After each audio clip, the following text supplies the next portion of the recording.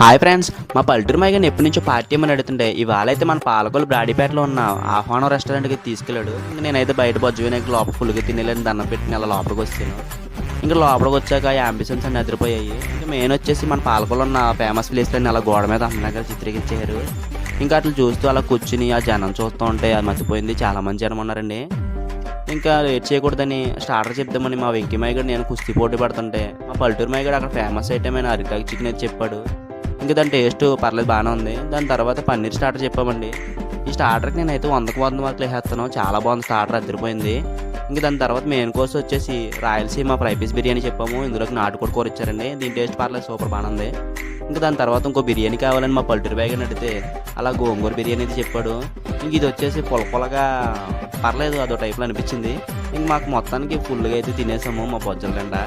ఇంకా మా పల్లెటూరు మైగడ బిల్లు కట్టాలి కదా, వేడైపోతాడని ఒక మాక్టైల్ ఇచ్చేసి కూల్ చేసి అలా బిల్ కట్ చేసాం.